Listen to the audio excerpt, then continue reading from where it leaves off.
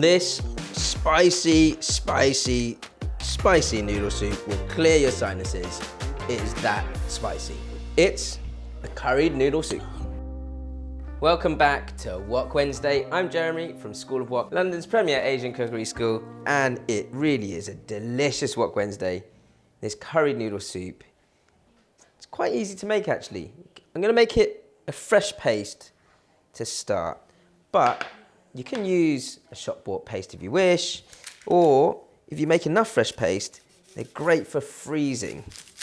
You just pop the paste into kind of like a low-lying tray, like a baking tray. Freeze it as is, and then when it comes out, you can break it up, put it into a little freezer bag, and then, hey presto, you've got enough paste for a few curries, not just one. Now this curry paste is kind of like the type of thing I'd cook at home, just looking at what I've got left over in the fridge. I've always got ginger and garlic in the fridge. If you get some chillies, I actually freeze my chillies as well, so I've got a big bag of chillies in the freezer all the time. Lime leaves, fresh lime leaves are better if you buy them frozen as opposed to dry, because they've got, they come out, and when they're defrosted, you get this lovely sort of fresh fragrance from them. Red onion, roughly chopped.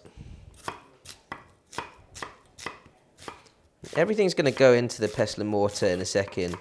If you wish, if you're missing share, then pop it into a blitzer. Garlic, roughly chopped.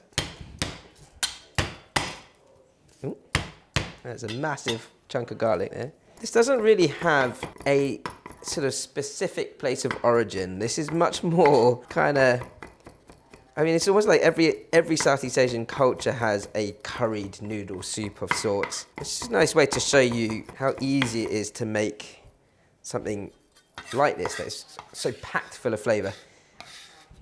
Garlic in there. Finely chopped the ginger.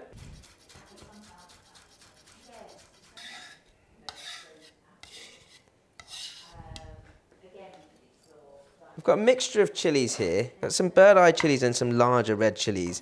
And I do feel with a curry paste that you need enough chili in there to give it the colour that you want. And I'm going for like this curry soup to have a sort of nice sort of orangey yellow colour. Got some turmeric that I'll use in a second. So we're going to get the colour from the larger chilies, and then the spice from the bird-eye chilies.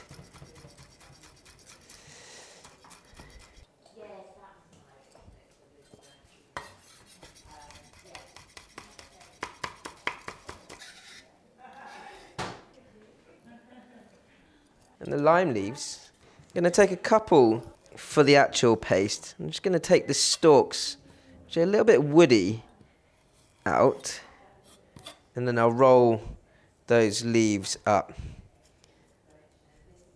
and slice through, and then a couple more just for the actual soup itself.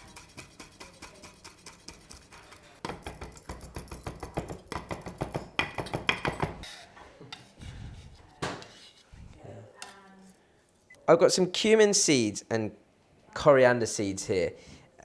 A great sort of mix of spices, very simple mix of spices that you use in Indian cooking and lots of Southeast Asian cooking. The two work really well because they are mild, sort of quite warming spices, let's say, as opposed to hot spices. I've got it on a low to medium heat, and it's just toasting in this dry wok because this sort of tempering of spices really brings out the aroma of the spices, those sort of essential oils. You can smell it almost immediately. Once they're toasted, 30 seconds or so, they can go into the paste. Quite nice. You kind of get this moment of almost feeling like you're outdoors with a fire because you get that little crackling of the spices. Turmeric. And then give that a good old pound. You want to really get into this, and it's going to take, you're doing it manually like this, a good sort of 10 to 15 minutes. Or blitz it, just like Cher. Actually, if you're going to blitz it, then I put about a tablespoon or two of vegetable oil into the food processor, and that just helps your paste become a paste.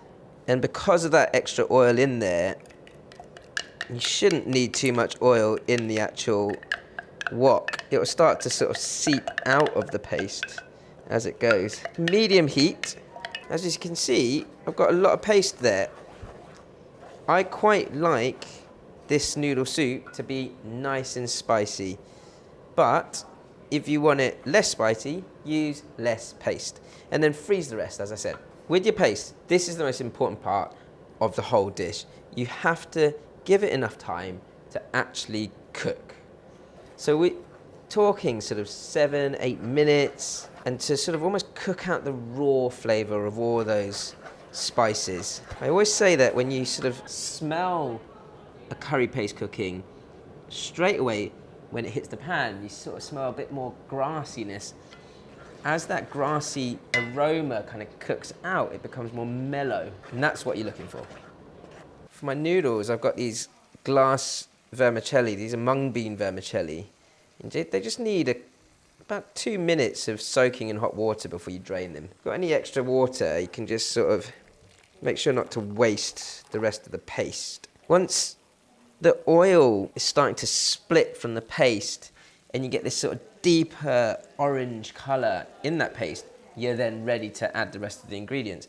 And this, from here on in, is a very simple curry soup. I'm going to start with my chicken and sort of more base ingredients. There's some spring onion, a little bit more garlic. Garlic whole is fine for this. It's almost like I'm cooking these sort of ingredients into the paste so everything gets flavour punched into it. I'm going to hit the heat up a little. Lime leaves. And you can look at this. I mean, once the chicken's sort of sealed all around, it's already got this like incredible fragrance to the curry. There's going to be so much flavour in here just from that homemade paste. And coconut milk, I'm just going to add little bits at a time and sort of deglaze the bottom of the wok every time you add a bit more. Give that a good scrape through. You want that to bubble up and for the oils to separate again a little bit more. This is where you're going to get all that flavour into your curry soup.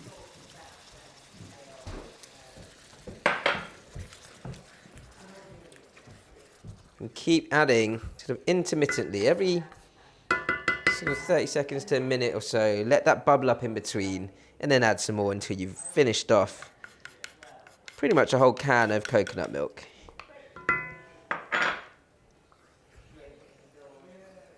Don't waste the paste. Pour that in there. Bring that to a boil. Add your chicken stock. And then let that come to a simmer again. With the sort of ready-made chicken stock in there, this dish from here on in comes together extremely quickly. You pretty much just have to season it. I'm just going to add a little bit of grated lime into here.